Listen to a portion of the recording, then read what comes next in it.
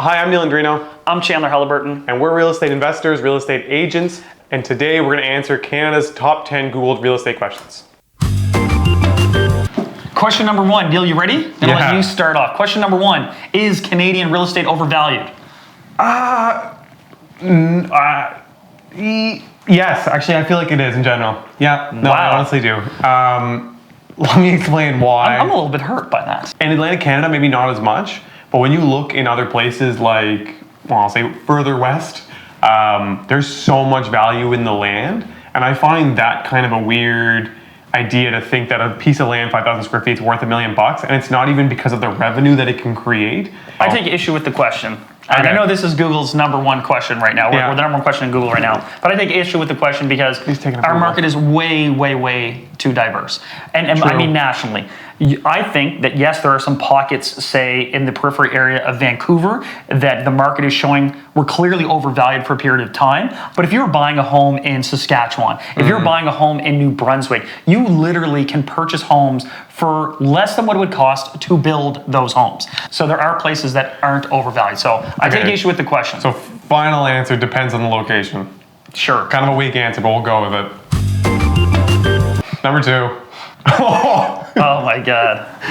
This is gonna be an existential crisis. All right, Neal, what's the question? Number two, why do realtors exist? I'm gonna let you start with that one. You've been a realtor longer than I have. Why do you exist? Oh my gosh. Well, when a mommy I wonder this often. When a mommy and a daddy realtor really love each other, they make a baby realtor. I think we exist because historically there needed to be this arm's length transaction process between a seller and a buyer. That's just intuitive. Too much was at stake. Then it reached the point where they kind of had hoarded all the information, and unless you had this magical book with all the listings, you didn't know anything. So the public for a while was effectively kind of held hostage by real estate agents because of the information we had. Which I think gave a negative sentiment to it. Totally, absolutely. Yeah. Now a lot of this information is public, so the role of realtors is dramatically changing. That being said, so I agree with your first thing. It's an emotions thing. I've tried to sell houses myself as a realtor, and I get emotionally charged because it's my property and it's very hard to make the negotiation. So that's one thing for me. It's also, you can't expect everyone to be an educated wizard on homes. Like, there is a million pieces in a house, and there is a million moving parts with financing, inspections, and all the other dates and legal proceedings. You kind of need somebody that is full-time educated on it. If you're spending $1 million, if you're buying anything else, you'd want an educated professional involved in it. And so I think there's that aspect, but I agree. I think a negative sentiment was built during the time when realtors held all the info. Okay, so final answer, it's to make commissions. Oh, cut that part. This is the number 3 most Googled real estate question in Canada. Why is real estate a safe investment? Neal. That's a good question, Chandler. There's a bunch of different reasons, but honestly, like, the way I look at it is real estate is something that everybody needs. Everybody needs a home to live in. And so that protects kind of the asset's value. So we've talked about it on our podcast. So for me, it's a safe investment because people need somewhere to live. So and to follow up on that, if you look at history, you can see a clear difference between people who own land and people who don't own land. The other thing is that it historically outpaces your income. And I don't mean by a little bit, I mean by a lot. So if you want to build wealth over a long period of time, real estate will do it quicker than your job. Yeah. Oh man, this question is perfect. I'm gonna pose this question to Neal. Neal, why do landlords paint over everything? How is this the most Googled question? Like, it's number 4. There's no way. Like, people are literally looking this up. Like, is this a legit reason that they do this? It's for cost savings. You save a bunch on heat. No, I think it's a joke. The landlord special. I have seen it though in units that I've been in where, like, outlets are the same color as the wall. I think it just looks better, right? It's seamless when you have the matching. People pay extra for matching colored outlets and switches. Yeah. So, but no, I have no good answer for this. I think it's just cheap paint jobs. Again, I take issue with the question. Not all landlords paint over everything. I object because I am guilty of this. I will say I get personally offended when a painter doesn't take off an electrical cover and they just paint around it. Yeah. Take off the cover. All right, so don't paint every landlord with the same brush. Why, number 5, why do landlords require renter's insurance? For 2 reasons. One, oftentimes their insurance company and even their lender requires you as the owner of the property to get your tenants to have their own renter's insurance. So I will not be insured for the whole building, or I may not be able to get the loan if I do not get the tenants, require the tenants to get their own insurance. So that's answer number 1. Answer number 2, it covers the tenant's goods. So if you're a tenant and the house floods, the landlord's policy does not necessarily cover all of your stuff. So you need to carry your own policy to cover all of your personal items. Exactly. Next question. People are Googling this. I still, like, it's blowing my mind. Anyways, I'll read it. Number 6, why is real estate a bad investment? So we're about to now just nuke everything we just said 2 minutes ago. I feel like this is just the same person was Googling the same thing. It's like, why is it a good investment? Why is it a bad investment? I don't believe real estate is a bad investment. I think bad investments are bad investments. And that sounds kind of cliched and lame, but like, you can take any investment, and if you do it poorly, it is going to be bad. So anyone making a bad real estate investment is because they've just made a bad investment period. They weren't getting the right advice. They weren't considering the market. They weren't, making a sound investment to begin with. Yeah, I'll double down. So there's some bad buys out there to what Chandler just said. Yeah. The other thing that some people do need to consider is, like, a home isn't necessarily an investment, and it's also not necessarily a great one for a lot of people, because you need to factor in your cost of your property taxes, your insurance, your maintenance, the extra heating costs, whatever it may be for everything to run that house. And sometimes if you add all that up, like, that's $2,300 for me to run this place, not including your principal down payment, like the interest and all that. And like, I could rent this place for $1,800. But for some people, or if you're in a short-term play, like I got to move here for a year, sometimes by the time you factor in the fees to resell the property and all that, it might not actually be your best option. Yeah, if people think it's going to be a turnkey money printing endeavor that's going to make you rich beyond your wildest dreams without having to do any work, but to say it's bad, like universally bad, that just it's proven not to be the case. You look at the richest people in the world. What do they have in common? They have a lot of real estate. Number 7.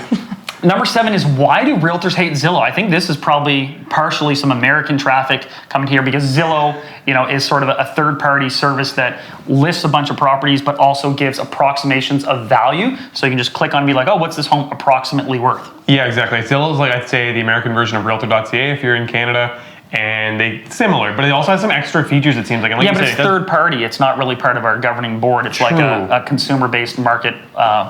And I think, like you said, the main thing that people dislike is Zillow gives super weird estimations on the homes. And sometimes they're super high and sometimes they're super low. But I think on average they were higher than what homes are worth, because Zillow went out and bought 20,000 houses and they end up selling like 70% of them at a lower value. So and then closed that part of their business. Yeah, because they realized that they were, what's it called, zestimating it? Yeah, and this estimating incorrectly. This returns to the question where it asks, like, why do realtors exist? Well, Zillow tried to do a realtor service with a computer, and they significantly lost money on trying to do it, because they realized a computer might say, wow, 5-bedroom, 3-bath house in that area is worth this. But then when you walk in the home and it smells like cigarettes and dog urine, maybe that home's not actually worth that. I don't know. Some realtors are stuck in their ways and they don't want the public having all this extra information. I don't feel that way. Neal doesn't feel that way. It doesn't impact But that's why some realtors don't like Zillow, is because they feel they're spewing information to the public that may be misinterpreting that information. Totally. Yeah, number 8, why is real estate investing important? We kind of covered this a little bit, but... Yeah, we've talked about it a bit. Investing in general is important. Real estate investing can be a really strong way to do that. But I think for a lot of people, it gives them a means to an end. I think for a lot of my clients, colleagues that have gotten into it, it gave them a lot of confidence to be like, hey, I'm invested in real estate. I now rent them out and I have extra cash flow that allows me to not feel so tied to my job necessarily. Like, I don't feel afraid to quit and make a move. I need 6 months off because I have a bit of extra cash flow. It also gives you kind of a tangible worth, right? Like, even though you might have a pension coming down the line, like, you don't necessarily get to see the direct value of that, but to be able to say, I have 2 or 3 houses that are now going to be paid off by the time I retire. I have $2 million there. It gives you, I think, a really sense of confidence and comfort level, knowing that you are financially stable and you're in a place to be able to kind of get on with your life. Yeah, I mean, if you think of what any investing is, it's kind of taking from your today self to give to your future self. Yeah. And that's so important, because the future is not certain. But if you invest, the future, you will see the benefits of that and your future family. I like that. That was good. Thanks, man. Yeah. Very inspirational. Chandler's answering this one. Oh, yeah. Why do realtors make so much, Chandler?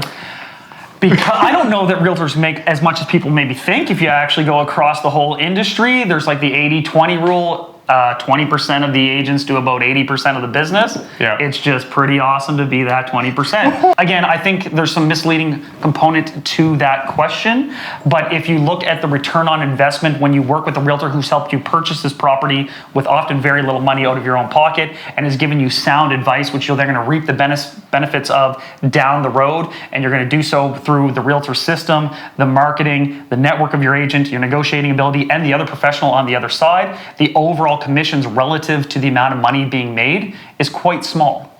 Yeah, I'm slightly different to it. I'm a little bit newer to this business, and I probably come from more of like an outside perspective because I was an investor prior to being a realtor. And I agree. I think that realtors do make a lot per deal, and sometimes they make more than maybe they should in that certain deal. But I can speak kind of for myself and Chandler, like the education and the skill level that gets provided in each deal, whether it's selling a house and getting you more money for that house or buying a house and you paying less for it, we pay for ourselves. And I can say for my investors, like, I honestly believe that I've helped them land deals that they've made a fortune on. 100%. And so they're happy to pay the fee. I say that now with my brokers. Like, I say to other realtors, I said, you bring me a deal that's good and I'm going to make money on, I will pay your full fee. Like, I am happy to do that. You got to pay for a service, right? So I think in that sense it feels good, but I do understand there's a lot of sour deals or issues that take place or not the greatest due diligence that takes place that causes kind of a negative sentiment again towards paying them, and it does feel like a lot of money. And I think the industry is going to change. Like I think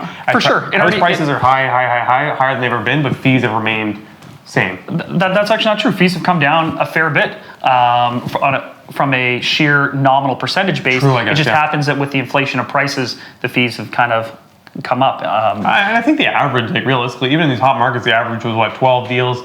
So it's maybe cusping on 80 grand to 100 grand. Plus, then you got to give your brokerage 30%. You have all your expenses. So you're walking out with liability, sign, install, taxes, staging, photos, cleaning. Marketing, all that sort of stuff. So there's a lot of expenses that go into it as well. We're in defensive now, but that's what I want to say too. You always have the choice to just pay $1,000 and listen to yourself. Yeah, and no one seems to does because they make less money. So yeah, there you go. Number 10, we added this in last minute. Is Canadian real estate in a bubble? It's defined bubble, but I believe if you think you're saying bubble means prices are going to come down and maybe at an expedited rate, yeah, in today's moment, potentially. But it's never really a bubble because there's a genuine asset value and we still have this massive amount of demand in Canada. I just saw an article today that like Canadian or US investment firms are starting to move up to Canada to buy because they're actually seeing that we have a larger demand than supply versus in other places they don't. And that's more what causes a bubble is when there's a very similar supply demand ratio or oversupply. We don't have that. So I'm like, maybe not as much of a bubble, but prices will change just because the costing on your monthlies will change a little bit. So I don't think that's a bubble change. I don't think we're really in a bubble.